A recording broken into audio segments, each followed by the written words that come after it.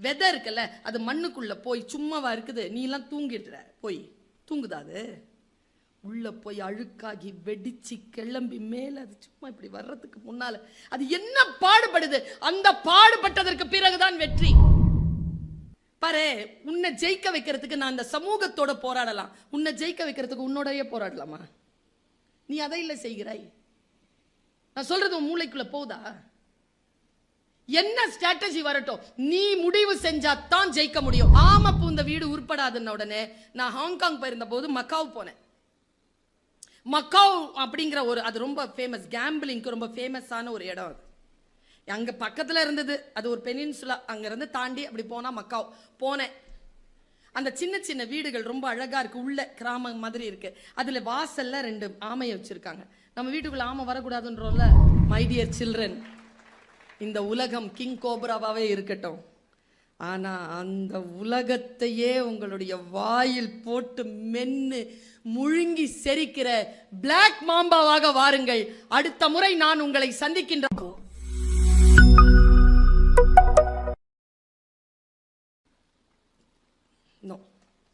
ஜெயிக்கணும்னு முடிவு பண்றியா?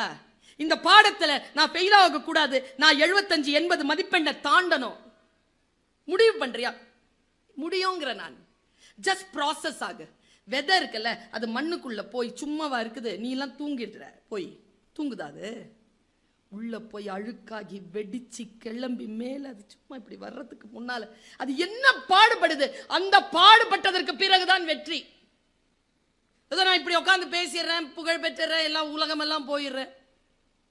உனக்கு தெரியுமா, நான் இரவு 11 மணியிலிருந்து 11 மணி கூட இல்ல, 9 மணியிலிருந்து காலையில 4:30 மணி வரைக்கும் I am driving my vehicle on my road.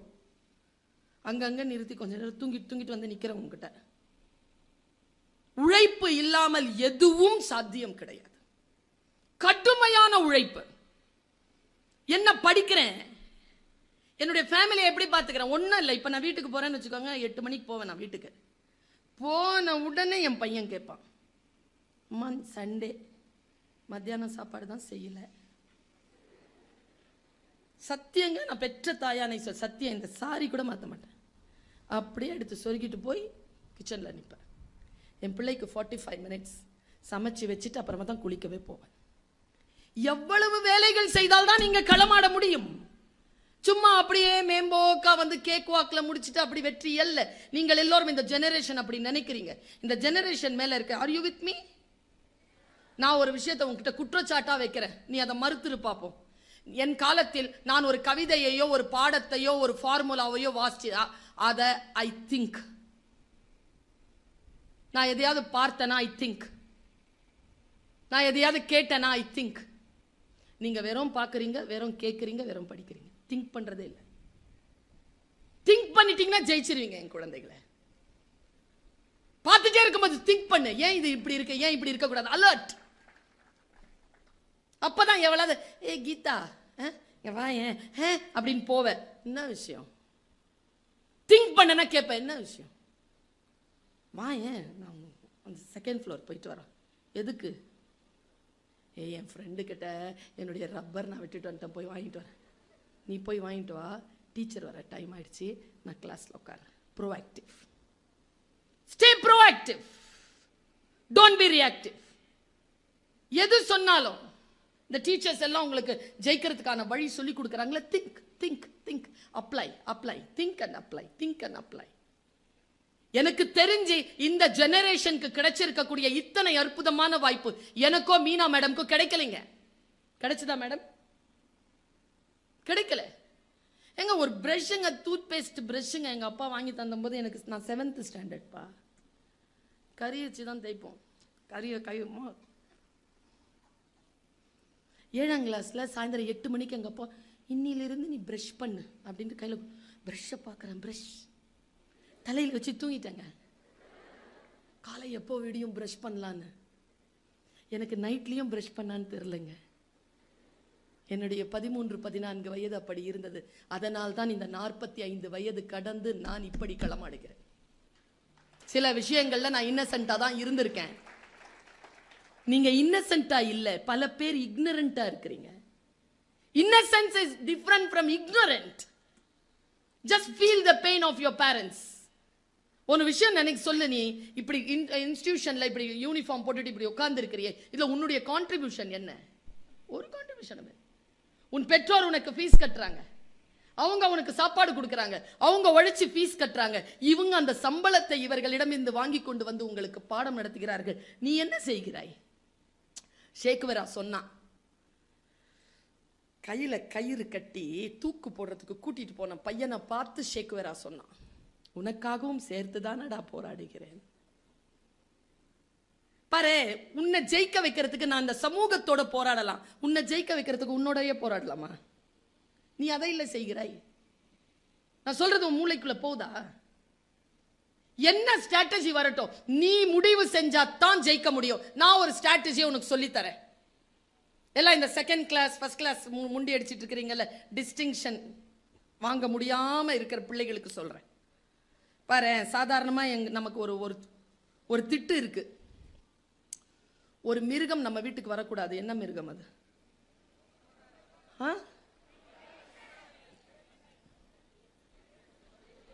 Crocodile எல்லாம் வராது நீ கூப்பிட்டாலும். தமிழ்ல சொல்லு. என்ன சொல்ற? சொந்தக்காரன்ற விலங்கு வரக்கூடாதா வீட்டுக்கு? பெற்றோர்களே, உங்களுக்கு தான் வாழ்த்துக்கள், பிள்ளைகளை இப்படி வளர்த்ததற்கு. நான் சொல்றேன், சொந்தக்காரனை பத்தி பேசிட்டு நீ வீட்டுக்கு ஒரு பையனா இரேன், உன்னை கல்யாணம் பண்ணிட்டு போற வீட்டுல வந்து அந்த பொண்ணும் ஒரு பொண்ணா இருக்கட்டுமே, உங்க 2 பேருக்கும் பிறக்கிற பிள்ளைக்கு அத்தை கிடையாது, மாமா கிடையாது, மச்சான் கிடையாது, பெரியப்பா கிடையாது, பெரியமா கிடையாது, யாரும் கிடையாது. சொந்தக்காரங்க வந்தா பிரச்சனையா? சொந்தக்காரங்களை போற்றுவதற்கு கற்றுக்கொள்ளுங்கள். வந்து அப்படி இப்படிதான் இருப்பாங்க, அதான ருசி அப்படிம்பாங்க. பெரியமா படிச்சிட்டியா? படிச்சிட்டேன் பெரியமா. சொல்லு. வீட்டுக்கே வரக்கூடாதுன்ற ஒரு, அது வீட்டுக்குள்ள நுழைஞ்சா வீடு உருப்படாதுன்னு ஒண்ணு இருக்குது. Very good. என்னது தெரியலீங்க, காலங்காலமா சொல்றேங்க. அந்த ஆமைய வீட்டுக்குள்ள நுழைஞ்சா, வீட்டுக்குள்ள உங்க வீட்டுக்குள்ள வந்திருக்காது, எப்பாவது வந்துச்சா? அது வந்தா வீடு உருப்படாது. அப்புறமா ஆமினா பூந்த வீடும் ஆமை பூந்த வீடு. எனக்கு நான் பல நாளா யோசிக்கிறேன்டா, என்னடா நம்ம வீட்டு பிள்ளை பேரா இருக்குது, இது எந்த வீட்டை போய் கெடுத்துச்சு, எதுக்கு இந்த பேரை வச்சிருக்கிறாங்கன்னு சொல்லிட்டு தேடினா, அந்த ஆமினாங்கிறது அந்த நீதிமன்றத்தில் வரக்கூடிய அந்த ஜப்தி பண்றவங்களுக்கு பேர் வச்சிருக்காங்க பாருங்க, ஆமினான்னு. எனக்கு தெரியாது அது. சரியா சார்? இந்த ஆமை இருக்குதுல்ல, அது வீட்டுக்குள்ள நுழையக்கூடாது. ஆமை இன்னும் ஆமை நுழைஞ்ச மாதிரி வீடு நாசம் அப்படிம்பாங்க. எனக்கு பல நாட்களா எனக்கு ரொம்ப வருத்தங்க. சில பேர் பாம்பை பத்தி பேசுவாங்க தெரியுமா? பாம்பு வந்து கிறிஸ்துவர்களுக்கு சாத்தான், இந்துக்களுக்கு சாமி. இந்த பாம்புக்கு தெரியுமா அது இவன் சாத்தான் சொல்றான், இவன் சாமி சொல்றான்னு? நான் பாம்பு பாயிண்ட் ஆஃப் வியூல யோசிப்பேன். இதை இவனுங்களா சொல்லிட்டு சுத்துறாங்களே, இந்த பாம்பு என்ன யோசிக்கும்னு யோசிப்பேன் நான். எங்க அம்மா சொல்லுவாங்க. அதான் நான் யோசிச்சு பாக்குறேங்க. இந்த 13 வயசுல நான் வந்து பொன்னியின் செல்வன் படிச்ச பிள்ளைகளா, படிச்சு முடிச்சிட்டு பட்டாம்பூச்சி பறகுது எனக்கு. வந்தியத்தேவனை நினைச்சாலே ஐயோ அப்பா வந்தியத்தேவா அப்படிங்கிற மாதிரி. 14 வயசுல மொட்டை மாடியில நின்றுட்டு இப்படி எட்டி பார்ப்பேன். கண்டிப்பா பஞ்ச கல்யாணி குதிரையில வந்து ஏய் பேபி கம் அப்படிமா மேல இருந்து நாம கீழே குதிச்சு பஞ்ச கல்யாணி குதிரையில நாம ஓடியே போயிடுவோம் நினைச்சேன்ப்பா. வரல. இப்ப படம் பார்த்தேன், படம் பார்த்துட்டு முடிவு பண்ண நல்ல வேலை வரல. ஏன்னா அது ஏன் வந்தியத்தேவன் இல்லையே, அது மணிரத்னம் சார் வந்தியத்தேவன். என் வந்தியத்தேவன் அவன் இல்லை. இந்த சுதந்திரத்தை நான் பெறுவது கல்வியால். என் மனவெளியில் நான் சில சுதந்திரங்களை பெற்றுக்கொள்கிறேன். பாருங்க, ஆம பூந்த வீடு உருப்படாதுன்ன உடனே நான் ஹாங்காங் போயிருந்த போது மக்காவ் போனேன்.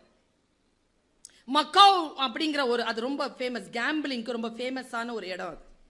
அது அங்க பக்கத்துல இருந்தது, அது ஒரு பெனின்சுலா. அங்க இருந்து தாண்டி அப்படி போனா மக்காவ் போனேன். அந்த சின்ன சின்ன வீடுகள் ரொம்ப அழகா இருக்கு, உள்ள கிராமம் மாதிரி இருக்கு. அதுல வாசல்ல 2 ஆமையை வச்சிருக்காங்க.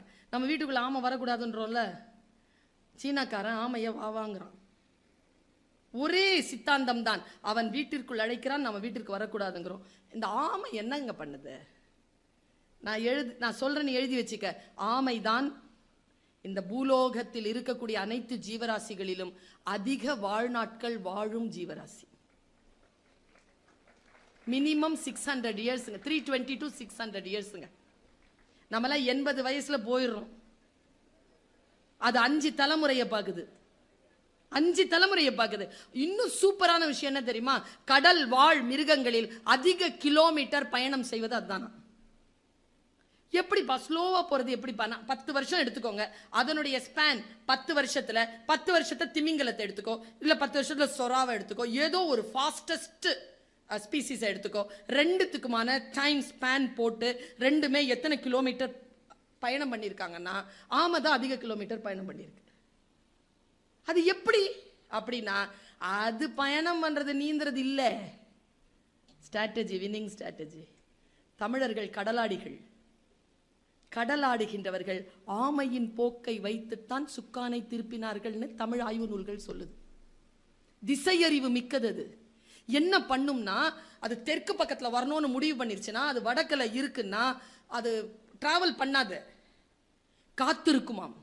கீழே நீரோட்டங்கள் வரும், வேகமான நீரோட்டங்கள். அப்படி நீரோட்டம் வரும்போது அந்த நீரோட்டத்துல தன்னை ஜாயின் பண்ணிக்கும்.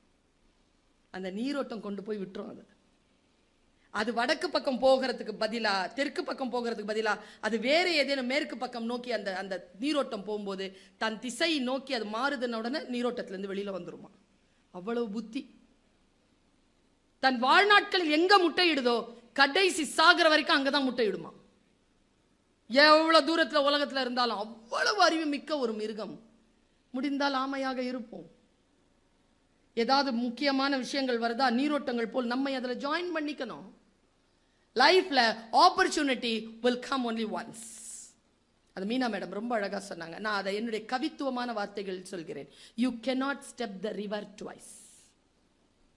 If you touch the water of the river, again your legs or your foot are not going to meet that particular water again in your life. கடந்து போச்சு, கடந்து போச்சு. இந்த வாயை இன்னைக்கு என்ன தேதி? 22. 10 மணிக்கு வந்து உட்கார்ந்தல்ல, 2023 ஜனவரி மாதம் 22 காலை 10 மணி வந்து உட்கார்ந்துறேன். பார்ப்போம். முடியாது, போயிடுச்சு, அவ்வளவுதான். Gone has gone. Just seize it. ஜெயிக்கிறதுக்கு ஒரு வழி என்ன அப்படின்னா, உன்னில் உயர்ந்து நில். First stay with self respect. Stay with self respect. யார் என்ன சொன்னாலும் அதனால் உன்னுடைய செல்ஃப் ரெஸ்பெக்ட் பாதிக்கப்படும். இப்போ ஒரு காசு இருக்கு, 500 ரூபாய் கேட்டா கொடுக்க மாட்டாங்க. சரி கேட்கிறேன்னு வச்சுக்கோ, கசக்கி கேட்கிறேன், யாருக்கு வேணும்னு என்ன சொல்வ? வேணான்பியா? யாருக்கு வேணுமோ கொடுத்துருவேன் அப்படின்னா வாங்கிட மாட்டேன். காரி துப்பி வச்சிருக்கிறேன், வாங்க மாட்டேன். நான் வாங்கிடுவேன். நீ துப்புறதுனால அந்த 500 ரூபாய் மரியாதை குறையாது. காலில் போட்டு மிதிச்சு குறையாது, குறையாது. உன் மீது அவருக்கு பகைதான் இருக்கே தவிர அந்த 500 ரூபாய் நோட்டின் மீது நீ கவனம் கழுகு போல் வைத்திருந்தால் அவருடைய எந்த உணர்வும் உன்னை பாதிக்காது. Your concentration will be on that particular மணி. நாம் எல்லாரும் அப்படிதான். யார் வேணாலும் எவ்வளவு வேணாலும் அவமானப்படுத்துறதுனால அவமானப்படுத்தவே முடியாது. நாம் எல்லாம் ரூபாய் நோட்டு மாதிரி. முன்னால் இருக்கிற மற்றவர்களை காயப்படுத்துவதற்கு நம்மை பயன்படுத்திக் கொள்ளலாமே தவிர நம்மை யாரும் காயப்படுத்தி விட முடியாது, நம்மை யாரும் அவமானப்படுத்தி விட முடியாது என்பதிலே உறுதியாக இரு. ஒரே ஒரு காரியத்தை மட்டும் சொல்லிட்டு நான் போறேன். 5 minutes. வந்த வேலை முடியணும்ல. யுஎஸ் போயிருந்தேன்ப்பா. உன் வாழ்க்கை மாற்றும் என்பதற்காக சொல்றேன். யுஎஸ் போயிருந்தேன்.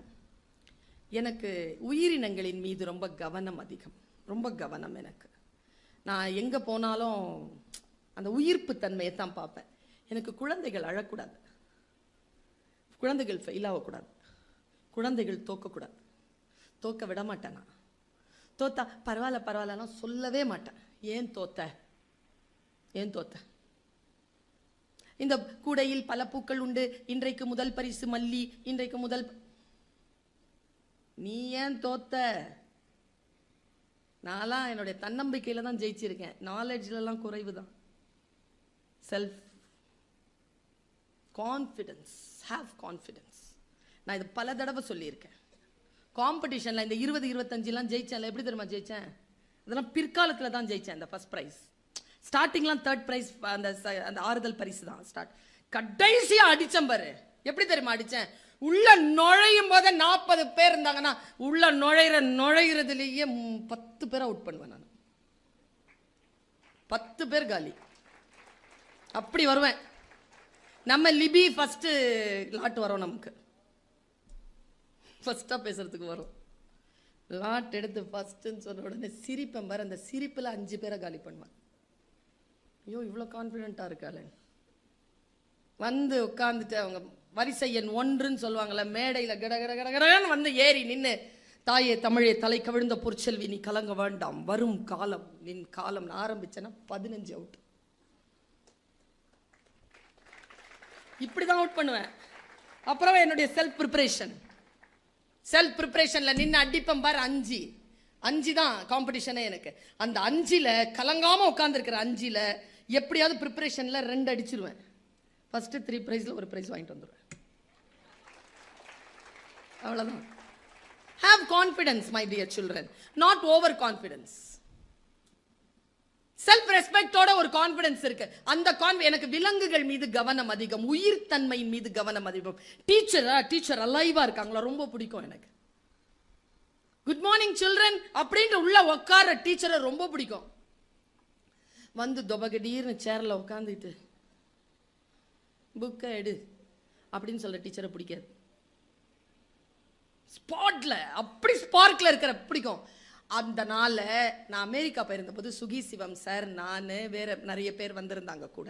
நாங்க எல்லாருமே வந்து சாண்டியாகோல வந்து எல்லாரும் கேட்டாங்க, ஷாப்பிங் போறீங்களா மேடம்? வேண்டாம். வேற டீப் டைவ், அந்த டீப் டைவ் இருக்கு, அங்க போறீங்களா? இல்ல. ஜூ போறீங்களா?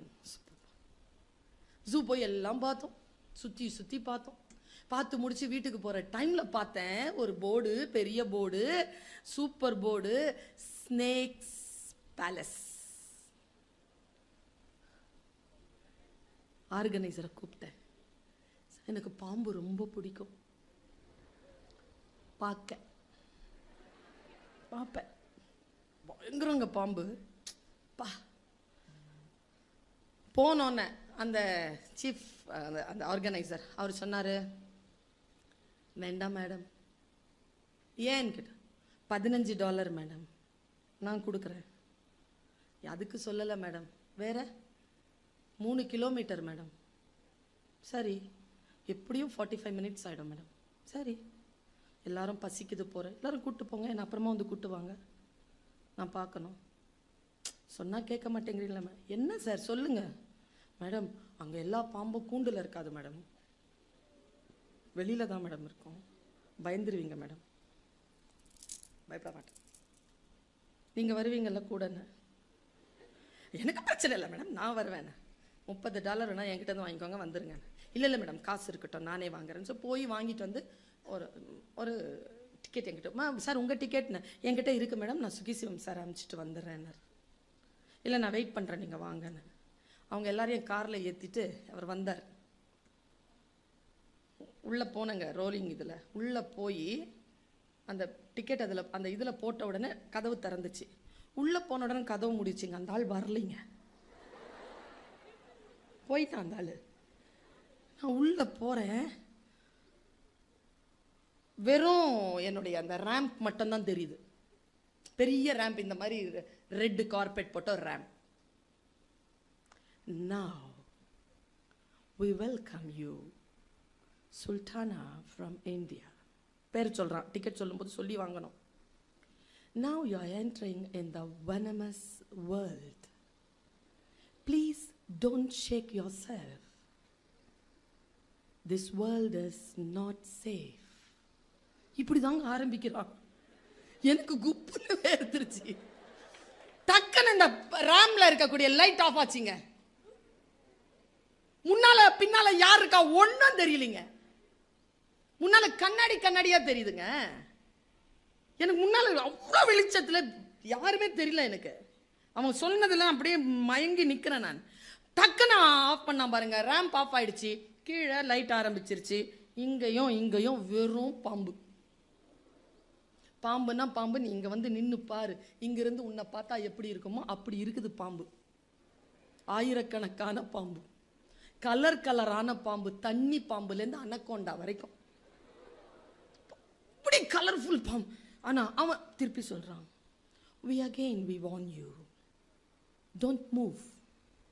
Your move may disturb the snakes. The snakes may come near to you. Don't move. இப்படியே நின்றுட்டு இங்கிட்டும் இங்கிட்டும் இங்கிட்டும் இங்கிட்டும் பார்த்துக்கிட்டு வந்து சேர்றதுக்குள்ள வேர்த்து விறுவிறுத்து போய் எம்மா முடிஞ்சுதுரா சாமிட்டு கீழே இறங்குற. டப்புன்னு லைட்டை போட்டான் பாரு, இந்த மாதிரி லைட்டு, பெரிய ஒரு கூண்டு. அந்த பெரிய கூண்டுல ஒரு 18 அடி ராஜநாகம் கிங் கோப்ரா அப்படி உட்காந்துருக்கு. என்ன காட்சிடாப்பா, $15 இவ்வளவு பெரிய காட்சியா? அப்படி உட்காந்துட்டு இருக்கு சுத்தி. அதுவும் அது என்னன்னு தெரியல, அன்னைக்கு ராஜ தரிசனம் எனக்கு. அப்படி சுத்தி பாக்குது. 2000 ஸ்க்ரோலிங், 2000 மேட்டர் ஸ்க்ரோலிங் பண்ணு. This is King Cobra. This is the king of the snakes. அடுத்தது, நீங்க இதுவரைக்கும் பார்த்த, ஏன் இது கிங்னா, இதுவரைக்கும் நீ பார்த்த இல்லையா அந்த பாம்புகள், அதுதான் இதுக்கு உணவு. இது வேற எதுவும் சாப்பிடாது, பாம்பை தின்னு தான் வாழும். அது வேற எதையும் சாப்பிடாது. எலி பூனைலாம் சாப்பிடாது, முயல்லாம் சாப்பிடாது, பாம்பு தான் சாப்பிடும். இவ்வளோ பெருசா இருக்குங்க. இப்படி இருக்கு. என்ன வைல்ட் நெஸ்ட். குட்டி போடும், முட்டையிடாது, குட்டி போடும். குட்டிக்கு என்ன விஷமோ அந்த விஷம் தான் இதுக்கும். குட்டின்றதுனால கொஞ்சம் விஷம்லாம் இல்லை. நான் பார்த்துட்டே நிற்கிறேங்க, எப்பா சாமி இனிமேல் பாம்பை பார்ப்ப. சரி வெளியில போலான்னு இப்படி வெளியில வர கொஞ்சம் தூரத்துல அதை விட ஹைட்டா ஒரு கூண்டு. இது யாரா இது, கிங் கோப்ராவை ஜெயிக்கிற பாம்பு அப்படின்னு பார்த்தா இத்தனூண்டுங்க, பிளாக். அதனால தான் இன்னைக்கு நான் பிளாக் போட்டு வந்தேன். அது பிளாக் கலர்ல இருக்கு, சின்னூண்டா இருக்குது. போட்டு கூண்டுல இருக்குது. இது கூண்டுல ஏன் இருக்குன்னா இதை எல்லாத்தையும் சாப்பிட்றோம், அதனால இது கூண்டுல இருக்கு. அதையும் கூண்டுல வச்சிருக்க, ஒரு இடத்துல இல்லைங்க. அது அந்த இட பேர், அந்த பாம்புனுடைய பேர் போட்டிருக்கு, black mamba, South African snake. எதுவுமே அதுக்கு ஸ்க்ரோலிங்கே கிடையாது, ஒரே ஒரு ஸ்க்ரோல் தான். Is a crowd puller. அது அந்த 18 அடி ராஜநாகத்துக்கிட்ட கூட நிறைய பேர் இல்லை, இவங்கிட்ட நிற்கிறாங்க 25-30 பேர். இப்படி ஃபோட்டோ எடுத்துட்டு நிற்கிறாங்க. பார்க்குறேன் நான், இப்படி இப்படி அது ஸ்க்ரோலிங் வந்துச்சு பாருங்க, மைண்ட் ப்ளோயிங் ஸ்க்ரோலிங்க. why this is placed highest than king cobra அப்படின்னா, உலகத்திலேயே கிங் கோப்ராவை கொல்லும் பாம்பு. மை டியர் சில்ட்ரன், இந்த உலகம் கிங் கோப்ராவாவே இருக்கட்டும், ஆனா அந்த உலகத்தையே உங்களுடைய வாயில் போட்டு மென்னு முழுங்கி செரிக்கிற பிளாக் மாம்பாவாக வாருங்கள். அடுத்த முறை நான் உங்களை சந்திக்கின்ற பொழுது நீங்கள் உங்களுடைய சிகரத்தின் உச்சத்தை தொட்டு நிற்பீர்கள். நானும் என் சிம்மாசனத்தின் உயரத்தில் நின்று கொண்டு உங்களை சந்திக்கக்கூடிய அந்த வாய்ப்பு கிடைக்க வேண்டும். சிகரம் என்பது யாரோ ஒருவனுடையதல்ல, அது நம் உயரத்தின் எல்லைதான் என்பதனை உங்கள் மனதிலே நீங்கள் பதிய வைத்துக் கொள்ளுங்கள்.